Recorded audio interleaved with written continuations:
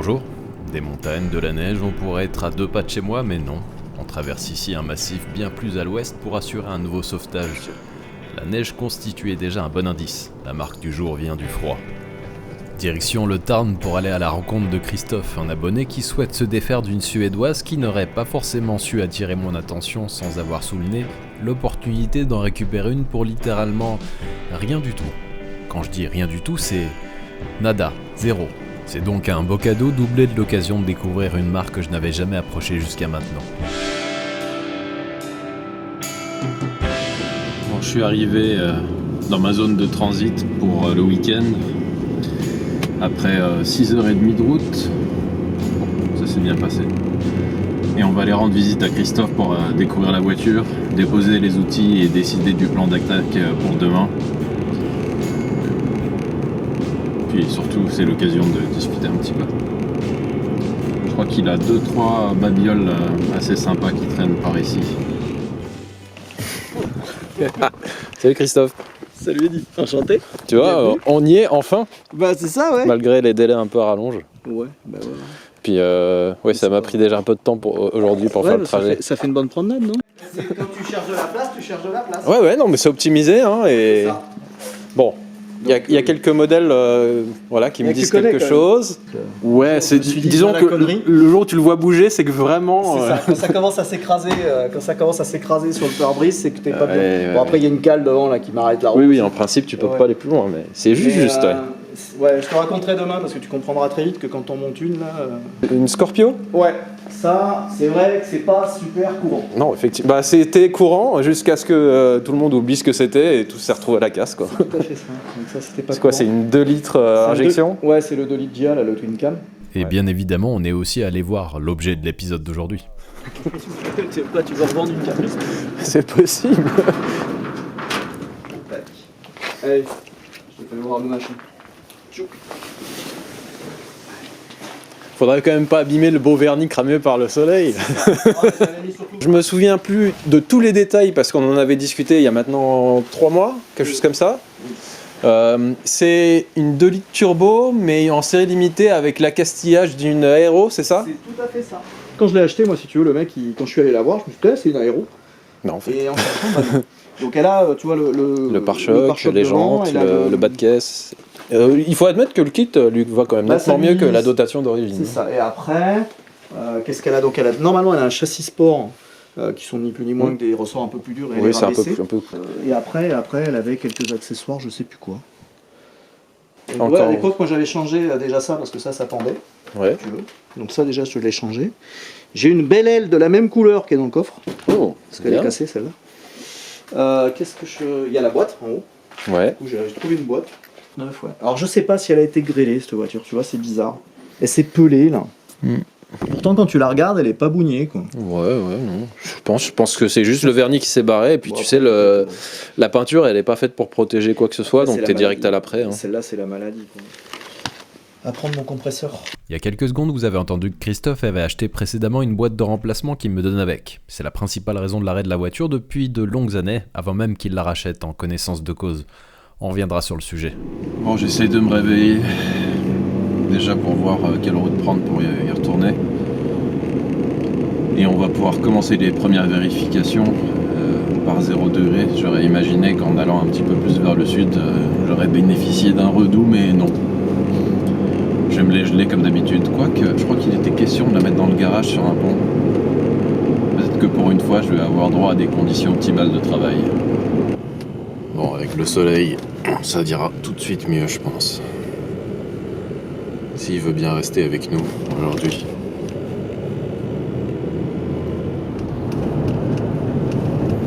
Ce sera peut-être nous d'ici quelques heures.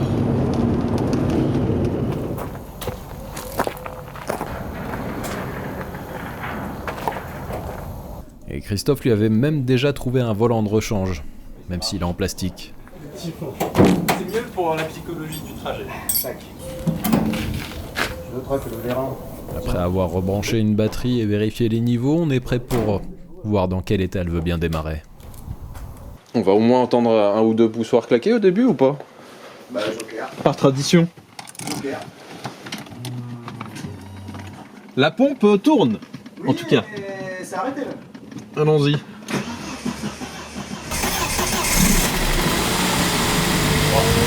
pas drôle. Eh ben, je pense que tu vas être bon pour la conduire une dernière fois. Oh, tu la prends. Allez, Tu veux tester le ML? ouais, c'est ça.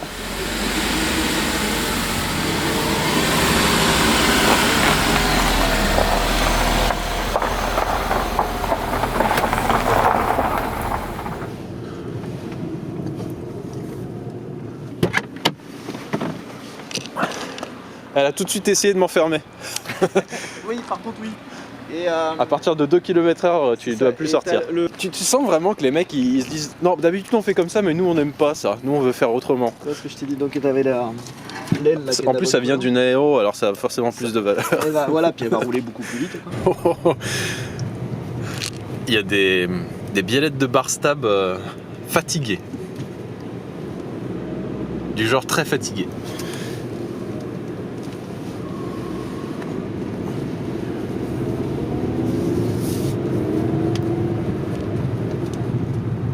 Voilà, première, troisième. Ça fonctionne. La paire de kilomètres qui nous sépare de l'atelier du jour me permettent de rendre compte d'un freinage un peu indolent, d'un train avant jour de la batterie et d'une seconde aux abonnés absents. Aucune vraie mauvaise surprise donc compte tenu de la durée de sommeil. Ça ira mieux au fil des kilomètres, on va dire. Ah oui, et les pneus avant carrés. Un simulacre de contrôle technique. Tu vois qu'il y a du liquide. Je pense que c'est un renfort du. Bon, bah le filtre à vide est accessible, à peu près. Il est où? Il est juste là. Ah, oh putain, nickel. C'était le silencieux de tête là quand t'es pas connecté. Le final. Ouais, il est un peu. Bon, après, je sais pas s'il est percé ou si c'est juste la première couche. Ouais, à ce stade, on peut pas savoir sans la démarrer. Et l'autre côté, un peu moins pire.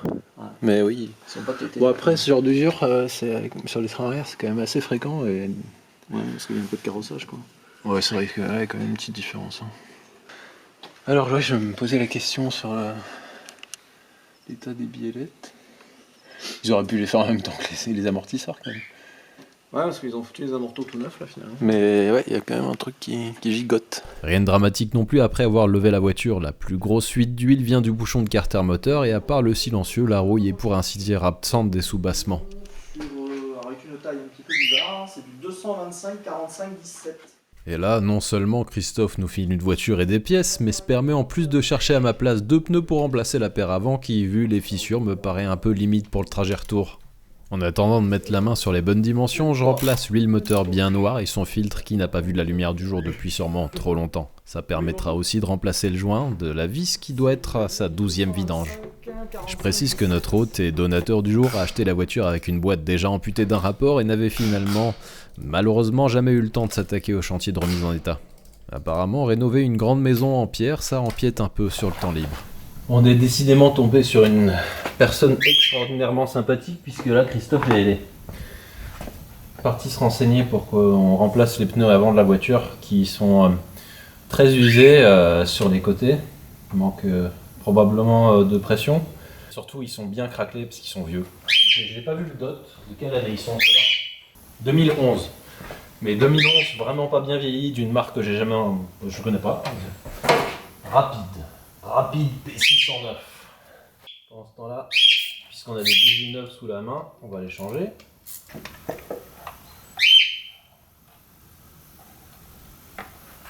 Voilà. Ah, c'est pas serré par contre. Ah mais alors pas du tout. Oh. Bon, à mon avis, effectivement, si la bagnole a pu marcher comme ça, avec des bougies si peu serrées, c'est qu'elles doivent être neuves.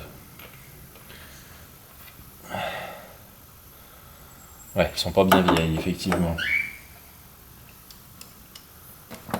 Voilà, je vous montre comment on serre des bougies. Hein.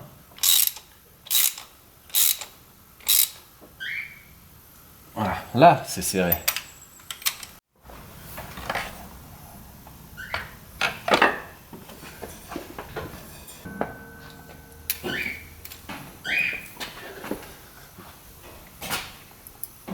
Je me méfie maintenant des filtres, enfin quand tout est serré super fort en général, c'est un grand débutant qui s'est occupé de ça. Un des anciens propriétaires s'est décidé à lui-même faire une vidange et... Voilà. Il a serré fort et sans lubrifier le joint avant, donc... Eh ben, c'est pas facile. Et comme d'habitude, j'ai pu compter sur Racing Club pour recevoir à temps les produits avant le départ. C'est ça. Mon rêve, ça aurait été, aujourd'hui, là, à le refaire, parce que cette partie-là, c'est une partie neuve. Ouais. Bon bah finalement ce jour-là j'ai pas eu froid.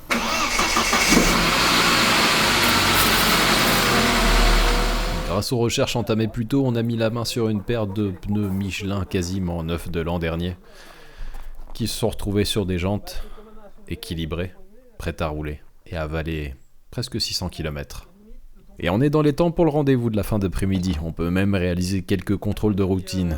Et oui, pour une fois dans ma vie, je vais voir une voiture et la passer immédiatement au contrôle technique avant de rentrer, un samedi, pour profiter de la tranquillité d'esprit administrative. Ouais. Bon, en définitive, elle n'est pas passée, mais elle n'a pas été immobilisée, déjà. Et en plus, les 3 points en contre-visite concernent vraiment des trucs très mineurs à mon goût. Oh, tu sais, elle va pas beaucoup se balader à part en cas de tonneau.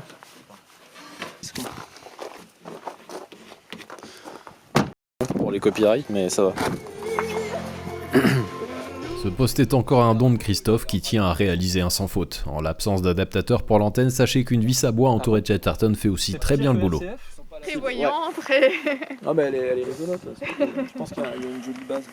La journée s'achève ici et il est déjà temps de se dire au revoir. Le lendemain, j'espère avoir l'occasion d'expérimenter une fiabilité exemplaire malgré les nombreux doutes qui subsistent. On l'a prise et finalement, elle est pas longtemps.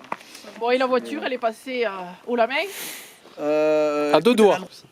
Bon. Bah écoute, un énorme merci de nouveau pour la voiture, l'autoradio, le bon moment passé. J'espère qu'il l'a été. Sur les quelques kilomètres réalisés le soir même, je me suis entraîné mentalement à surtout ne pas essayer de passer la seconde.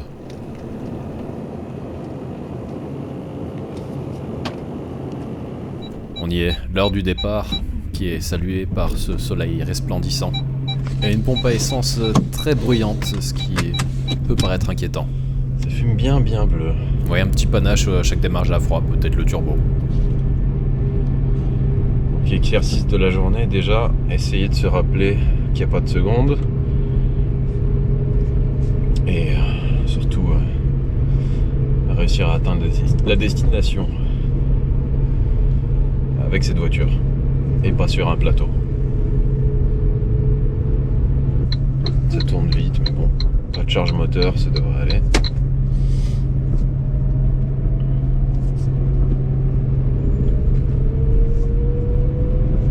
Ça devrait pas être désagréable s'il n'y a pas de panne au final, parce que dans l'ensemble, je suis plutôt bien. Une fois lancé et que la seconde, j'en ai plus vraiment besoin.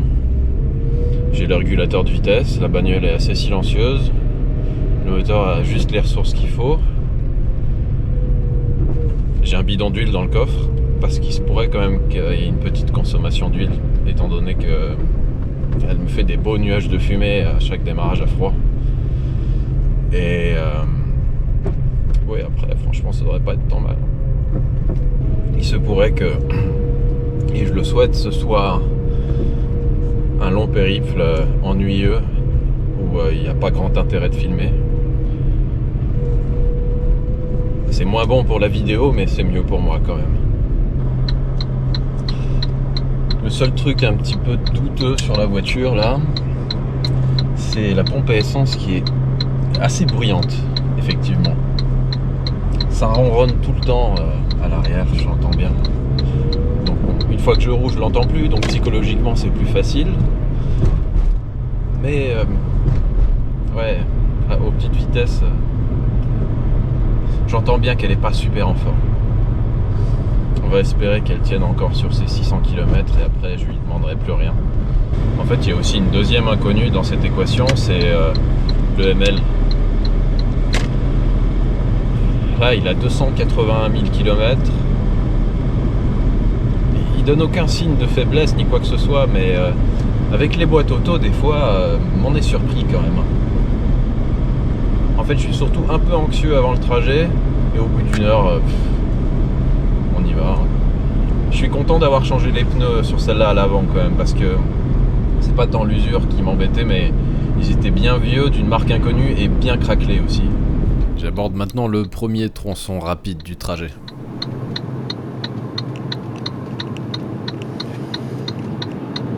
On n'a pas été oublié de faire le plein là dans le ML. Carrément qu'on a oublié. Bon bah ça y est, je suis déjà en train de me faire larguer par le ML parce que Clara s'est tout de suite mise à rouler à 140. Et pour l'instant, moi je suis bien à 110 pour voir ce qui se passe, mais et j'ai pas de vibration, et ça quand même, une caisse qui vibre pas, c'est quand même vachement agréable. Ça, c'est l'avantage d'avoir changé les pneus hier à l'avant, parce que quand on est parti du box à 20 km/h, je sentais bien que les roues étaient carrées. Là ça va. Allez, on fait une petite pointe à 120. Je vais essayer de la rattraper quand même. En fait oui, on discutait de l'absence de plein sur les ML, on a complètement oublié de remettre du carburant. C'est chiant, mais avec on peut se permettre de prendre un peu de risque et à s'approcher de la réserve parce qu'elle fonctionne au GPL. Elle fonctionne pas très bien au GPL, mais au cas où on peut quand même basculer dessus pour rejoindre une station, ce qui est plutôt pratique. Le régulateur est mis, on va dire 120. Ça tourne pas trop vite, ce moteur, on doit avoir une boîte relativement longue, donc c'est pas désagréable. Par contre ouais, au-delà de 120 compteur, concrètement, on commence à sentir des vibrations.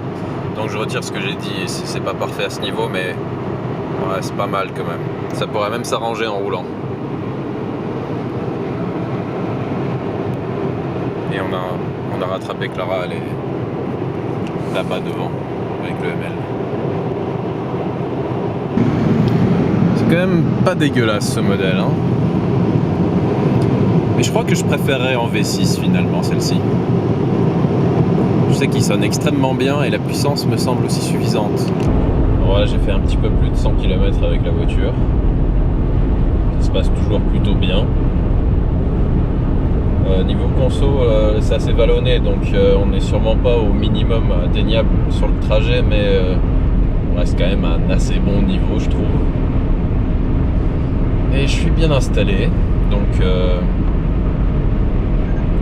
finalement ce sera plus agréable qu'à l'aller, parce qu'il faut dire un truc, c'est que le ML, c'est certes un bon véhicule pour un utilitaire, on va dire, mais c'est quand même pas au niveau d'une berline de ce standing. Donc je vais continuer mon périple en espérant qu'il reste aussi paisible qu'il l'est actuellement. D'autant plus paisible que je comprends vite pourquoi l'autoroute est gratuite quasiment tout du long. Il n'y a personne sur ces routes. Là on peut parcourir des kilomètres sans avoir aucune voiture en vue, en pleine journée. Tu veux pas venir habiter à Barrackville, Clara ? À cet endroit précis, les interférences radio rappellent Silent Hill. Peut-être un signe. Rodez, 0 minute d'arrêt. A éclaté entre la Cisjordanie et Gaza, avec d'un côté l'autorité palestinienne reconnue.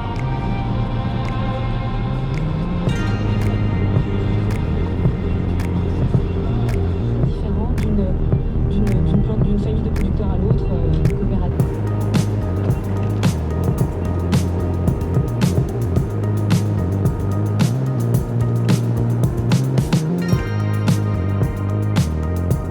Quand je vous disais qu'on pouvait être totalement seul sur ces routes par moment. Je suis assez fan de cet accessoire sur les bagnoles en général. Le régulateur de vitesse, oui. J'apprécie particulièrement de l'avoir aujourd'hui. Et il fonctionne bien.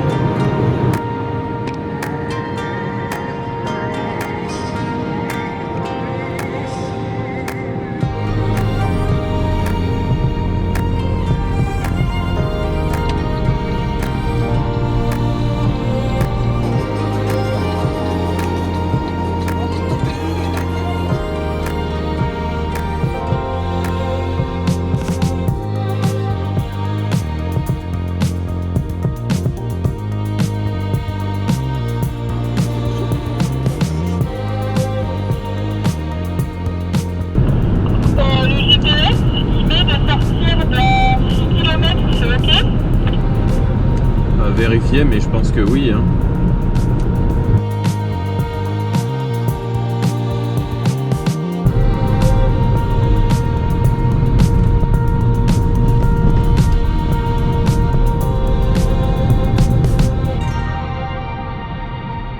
Je dois admettre que le coin est loin d'être dégueulasse et il me rappelle des souvenirs puisque c'est par ici, vers Mende, que je suis venu récupérer une Alpha 33 en 2008.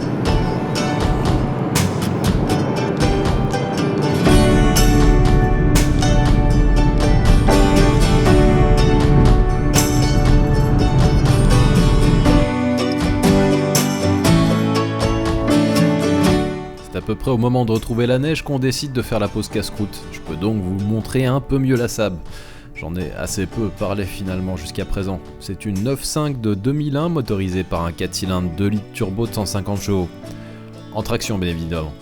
Forcément, vu le rendement monstrueux atteint, on se doute que l'escargot ne souffle pas plus fort que Pépé pour son 97e anniversaire. 0,4 bar. On peut supposer qu'il y a de la marge pour atteindre des niveaux de puissance plus intéressants. Le même genre de marge qui la sépare d'un bon état carrosserie sûrement. Bah ça y est, enfin un événement sur ce trajet. Le voyant moteur vient de s'allumer. Je pense que l'altitude n'est pas étrangère à ce phénomène. Donc un petit souci de débitmètre ou de capteur de pression d'air, quelque chose comme ça. J'ai pas senti de différence en termes de fonctionnement, donc ça m'inquiète pas plus que ça. Mais voilà, au moins il s'est passé quelque chose. Il me reste encore à peu près 3 heures de route, 250 bornes. Bon, je viens de passer sous les 2 heures restantes. À part le voyant qui s'est allumé. Le régulateur de vitesse, des fois, il est un peu capricieux à se mettre en route, mais j'ai l'impression qu'il y a un souci avec le capteur de position de la pédale de frein ou d'embrayage. Parce que je le trouve hyper sensible à la désactivation. Donc à mon avis, des fois, il détecte une pédale enfoncée en permanence. Sinon, la conso est encore plus ridicule maintenant que tout à l'heure. Remarque, hein, c'est qu'un 2 litres, 4 cylindres, il n'y a pas de raison que ce soit très élevé. Mais je la trouve particulièrement bonne quand même. Et comme le réservoir est assez grand, je crois, je sais pas exactement la contenance, mais je dirais 70 litres, quelque chose comme ça, ça fait une sacrée autonomie. Là, j'avais pas fait le plein, j'ai quand même pu faire pas loin de 400 bornes et je suis pas passé sous la moitié. Bon après j'ai quand même remarqué que dans cette voiture on captait que des radios un peu étranges. Tu vas voir comme c'est bon, l'autre, miam, elle est bonne la soupe de ton papa. Hein. Bon bah on arrive à Saint-Étienne. Plus que 160 km. À l'arrivée avec le lecteur OBD, ce que c'est que ce défaut qui s'est affiché.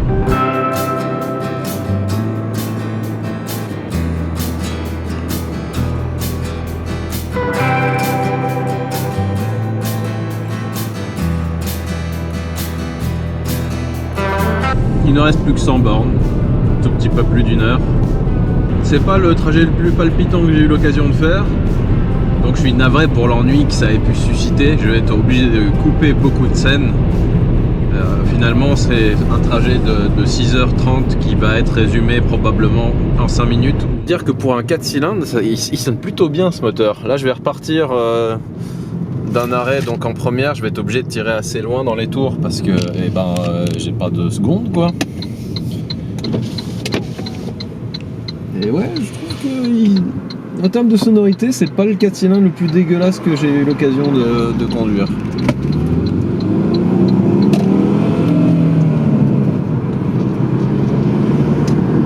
Voilà. Seconde, ça sert absolument à rien, finalement. Et bon, sur cet extrait, il sonne quand même comme un vieux mazout lymphatique, donc la démonstration est un échec. Heureusement que c'est un moteur relativement souple pour sa cylindrée, parce que vu la longueur de la boîte, la troisième au niveau des dodanes, c'est quand même un petit challenge pour elle. Mais on réaccélérera en doucement, elle peine pas trop. Ouais, bon moteur, qui a l'air assez costaud. Pour info, finalement, j'arrive à rouler en seconde et je suis presque rentré chez moi, c'est dommage. Donc il faut lever la bague de la seconde et tenir beaucoup le levier en arrière. Et là, ouais, on est en seconde. Ça fonctionne. Je peux même lâcher le levier là.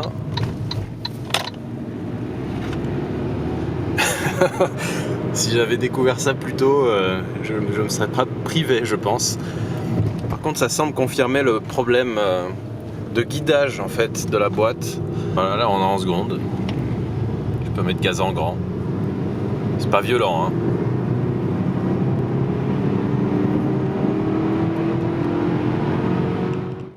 Bon bah une de plus.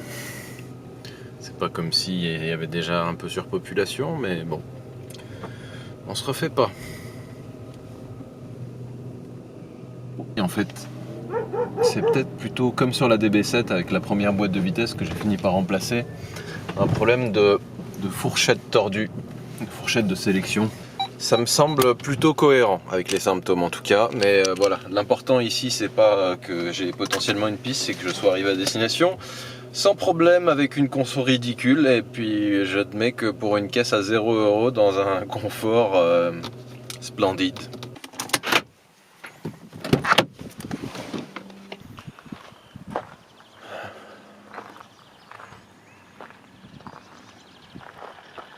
Donc voilà le code qui a été généré. Je sais pas à quoi elle sert cette valve. Je pense que ça fait partie du circuit de turbo. Mais bon, ça n'a pas l'air très grave. Après quelques recherches, le code se réfère soit à la dump valve, soit à une vanne de régulation de pression de turbo. Mais avant de m'en préoccuper, je vais plutôt tester autre chose.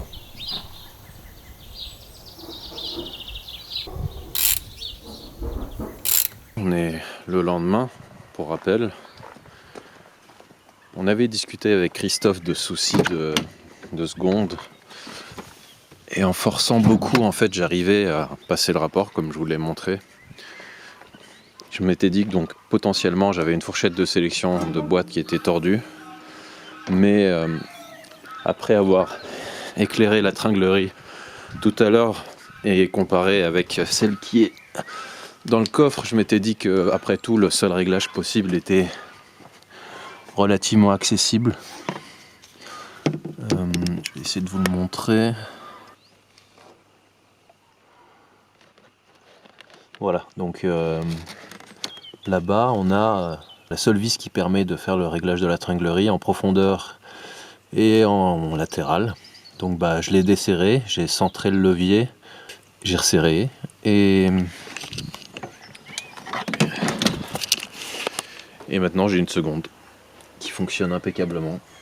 Il y a juste la marche arrière là qui est devenue un peu difficile à passer, donc il va falloir que je refasse un petit réglage, mais voilà le problème qui a valu à cette voiture d'être revendue une première fois puis une seconde, et ben voilà, c'était juste ça.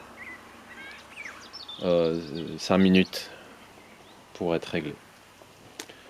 Bravo au garage qui a monté la boîte, qui a réinstallé la tringlerie décalée.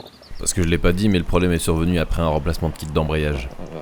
Il me reste encore la biellette côté gauche, bon je vais faire les deux évidemment, le bas de caisse, et je peux passer la contre-visite et elle sera en règle. C'est absurde. Et donc forcément, maintenant je peux légitimement retirer la boîte du coffre et la ranger dans un coin de la cave.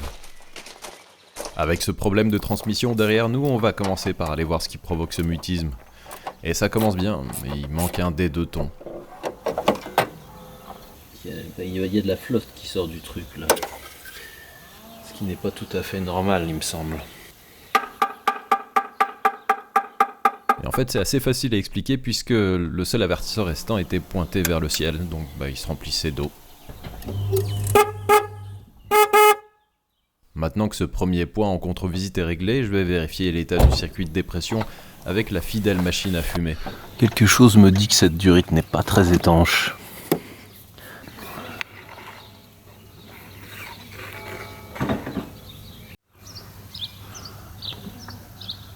Ça faisait déjà un bon candidat pour notre code d'erreur qui apparaissait. Donc j'ai remplacé le tuyau et j'ai injecté de la fumée.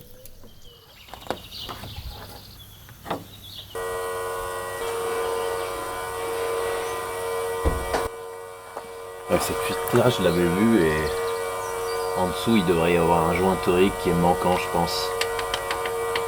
Ça m'avait un peu alarmé que ça bouge comme ça. Je vais déjà corriger ça parce qu'il y a une fuite tellement énorme que c'est difficile de savoir s'il y en a une autre à côté.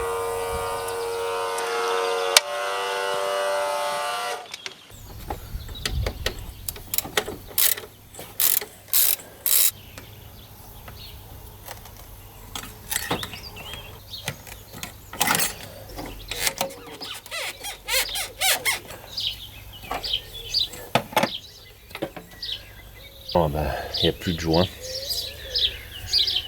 On va en remettre un.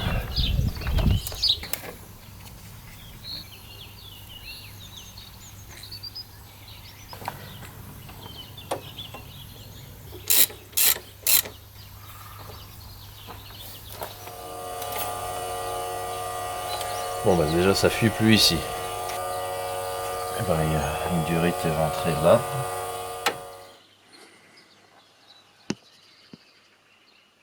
C'est bizarre, on dirait que ça a été déjà réparé plusieurs fois, mais ça n'a pas été très efficace.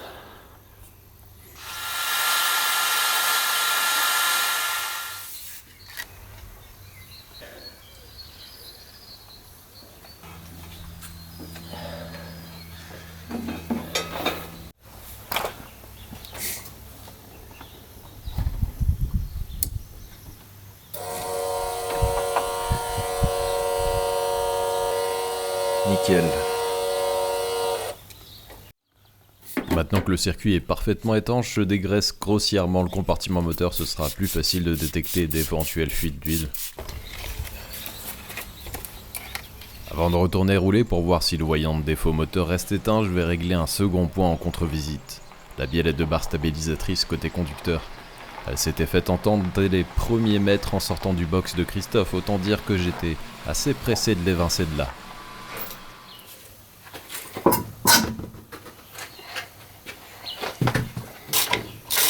Constatant les dimensions inhabituelles des outils utilisés, vous devriez déjà deviner que ça ne se passe pas tout à fait comme prévu. Ouais, c'est bien grippé.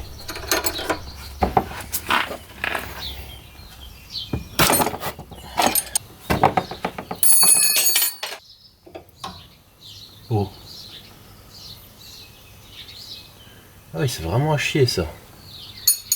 Ok. J'ai jamais eu ça. Plus d'où elle vient cette clé.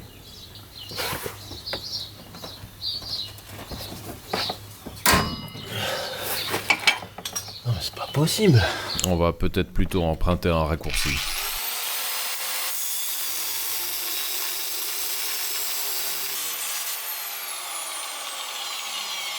Oui, je regarde la meuleuse un peu perplexe puisqu'elle me balance des morceaux de disque à la tronche.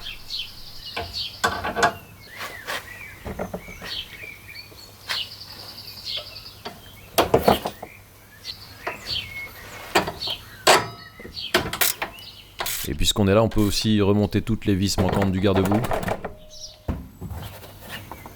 Avec 5 vis en plus, ça va mieux. Là, on va pouvoir aller goûter au silence du train avant et tester l'illumination impromptue ou non du voyant défaut. Et puis là, à l'instant, on peut aussi apprécier le travail de Saab. En termes de design, c'est à la fois atypique mais aussi très banal, sans être ni beau ni moche. Enfin, dites-moi ce que vous en pensez en commentaire, peut-être que j'ai des goûts discutables.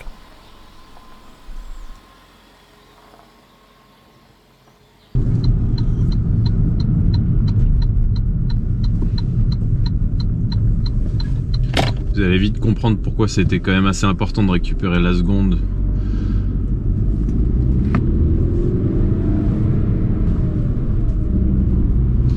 Oui, la boîte est très très longue.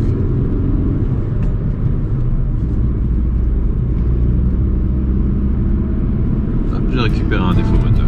Vu que le circuit d'admission est maintenant étanche, il va falloir remplacer de la pièce pour revenir à bout de ce défaut. Allez, je vous offre un tour complet de la voiture que vous vous fassiez une idée plus précise de son état esthétique. Si l'idée me prenait de vouloir en faire une voiture présentable avec une peinture correcte, on pourrait s'attendre à un boulot de plusieurs semaines dans la poussière de ponçage. Vu que la peinture est piquée jusqu'à l'après sur le toit et le coffre, il faudrait y aller assez franchement. Au final, ce serait une autre bonne candidate pour une peinture de l'autre côté de la Méditerranée, non ?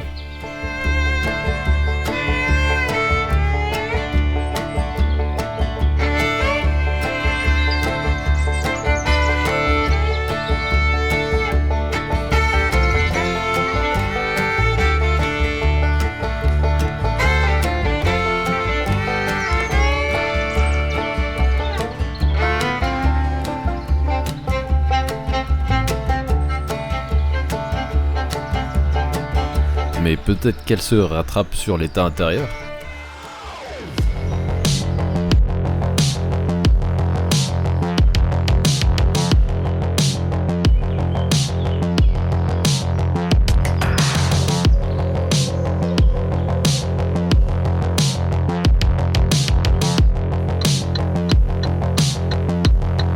À mon avis, le même gars qui s'est occupé de la dernière vidange a aussi voulu s'essayer à la peinture sur le plastique du tableau de bord.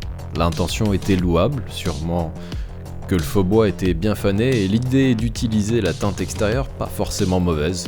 L'exécution, elle, laisse planer le doute sur son expertise en la matière. Allez, bon point, le ciel de Toa ne se décolle pas.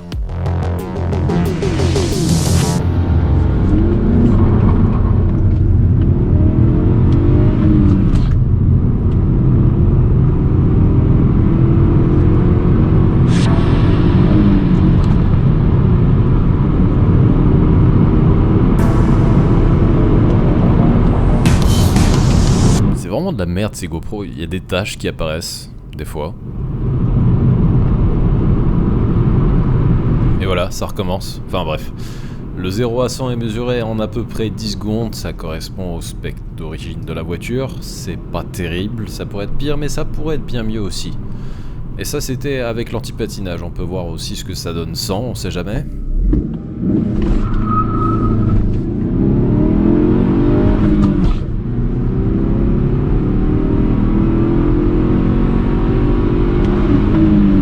À peu près une demi-seconde.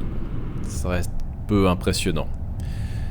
Mais pour l'instant, on va déjà essayer de retrouver quelque chose de fiable et qui n'affiche pas de défaut moteur. Avec la voiture, j'avais aussi récupéré un autoradio d'origine, mais non appairé, donc impossible de l'utiliser en l'état. Avec ma valise de diagnostic, j'étais censé accéder aux rubriques qui me permettaient de faire l'association ou de changer mon numéro de châssis pour pouvoir faire croire au système qu'il était compatible, mais ça n'a pas fonctionné. Donc en attendant, je me suis attaqué à l'autre priorité, retirer cette ignominie de peinture de devant mes yeux.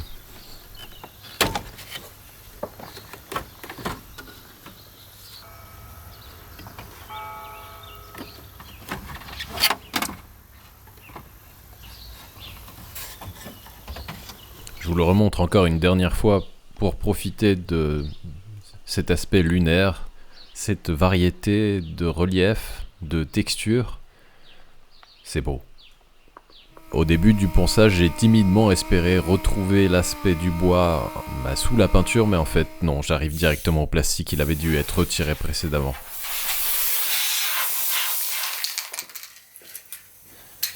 Vu l'aspect initial, j'avais pas trop la pression pour trouver un traitement de surface qui serait à la fois esthétique, facile à réaliser et pas trop détonnant dans l'habitacle.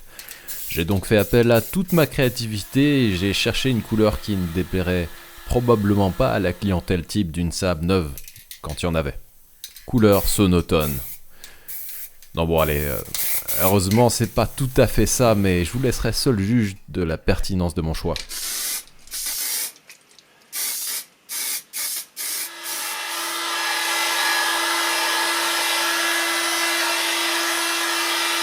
Admirez la technique avant la pose du vernis pour obtenir un aspect un peu plus mat du beige sonotone.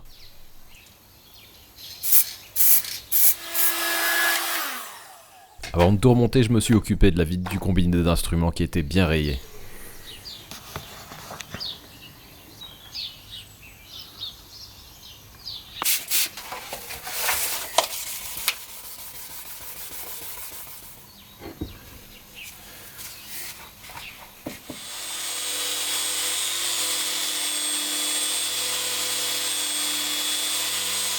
Je trouvais que les commodos dans cette voiture avaient beaucoup de jeux, mais j'ai compris pourquoi.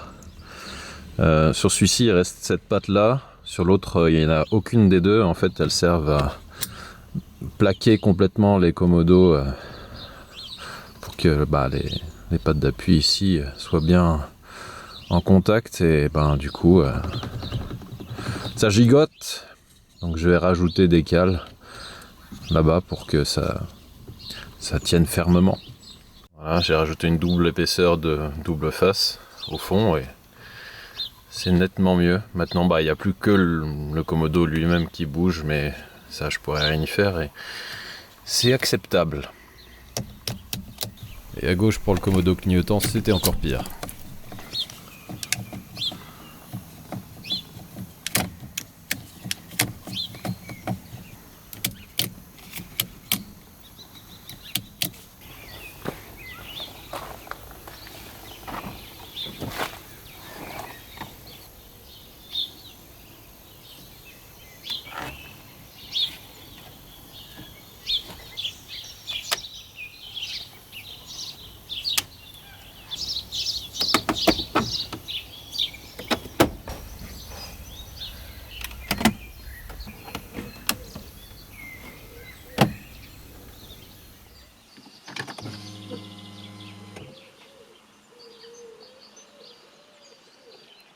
Voilà, à vous de me dire si c'est réussi. Est-ce que ça fait maison de retraite?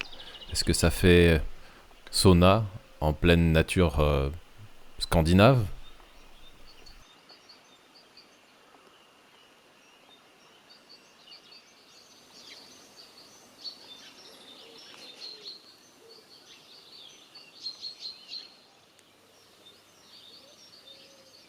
Voilà, avec ce qui est à mes yeux un sacré progrès dans l'esthétique de l'intérieur de la voiture, je pouvais pas laisser le volant défraîchi et le pommeau, donc je les ai remplacés dans la foulée.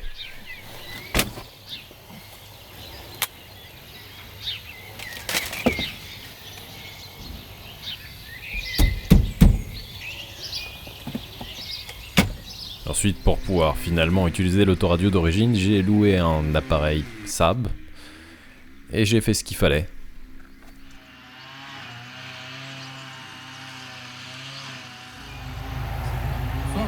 C'est l'humain parce qu'il a fait semblant.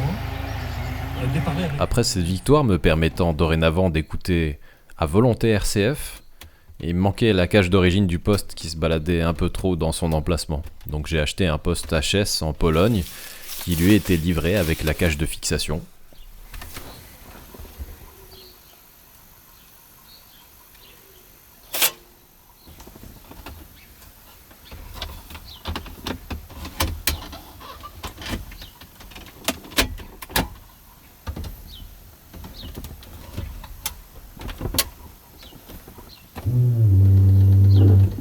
Faudrait vraiment que je change cette pompe à essence en préventif.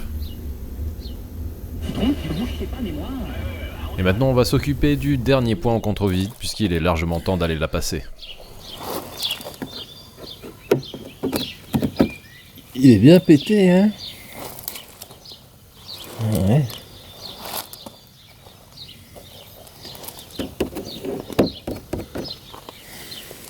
Ouais. Ah ouais, d'accord, là aussi. Ouais, il est bien défoncé.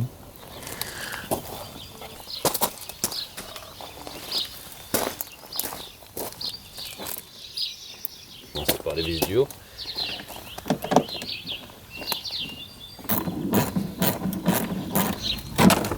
Donc là je vais utiliser une réparation à base de colle bicomposant comme j'ai appris à le faire au garage Renault avec Rémi sur le pare-choc de la Maserati. Mais il faudrait déjà que la pièce puisse se tenir toute seule dans un état qui correspondrait à celui d'origine. Donc je vais découper des plaques en métal que je vais visser un peu partout pour maintenir vraiment la pièce dans sa forme initiale. Voilà où on en est.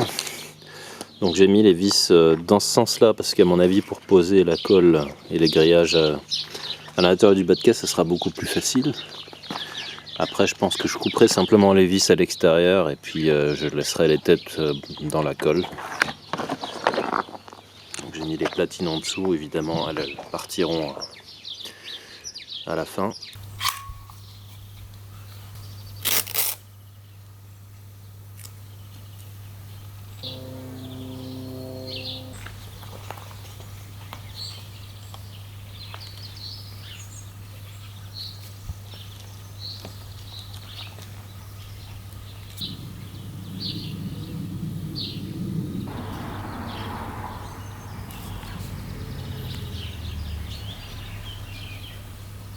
Ce qui est bien avec ce produit, c'est qu'il sèche très vite, donc je peux rapidement m'occuper de l'autre face, et une fois qu'elle-même est sèche, de poncer tout ça. C'est déjà une réparation assez solide, hein. La double face, il sert plus à rien, je pourrais l'enlever. Bon, c'est pas mal. Il faut encore que je retouche la couche extérieure. Je vais agrandir un peu les fissures dans le plastique. Et puis je vais remettre une couche de colle et je poncerai tout ça. Normalement ça devrait être pas mal.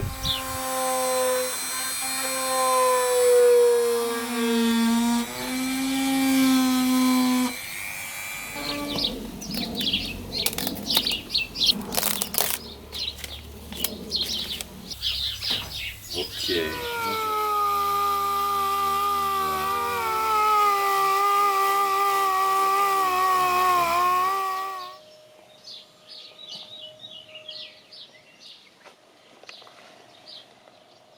Et après les dernières retouches au mastic, je peux enfin passer à l'après, puis peinture et vernis.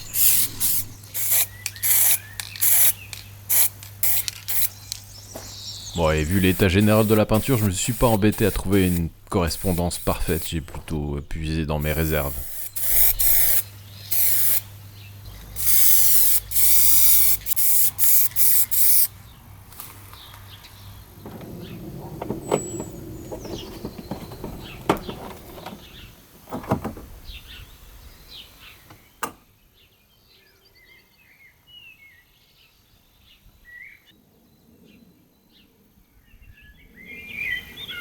Voilà, je pense que c'est une réparation acceptable.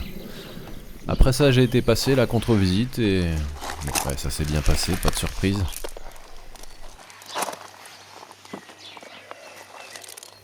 C'est toujours un 2 litres turbo 4 cylindres, c'est toujours une traction. Je suis pas tombé fou amoureux de cette bagnole, mais je dois avouer qu'elle est pas désagréable du tout et au final, pour faire juste de la route sans se prendre beaucoup la tête, sachant que ces caisses sont vraiment fiables, c'est pas mal. Donc je pense que je vais encore continuer à m'entêter, notamment pour virer le défaut qui est apparu pendant le trajet retour jusqu'à chez moi pour la rapatrier. Et puis à un moment donné, pour l'esthétique, il faudra faire quelque chose pour l'intérieur, ça j'y travaille, on a une bonne piste, et pour l'extérieur peut-être un peu plus tard.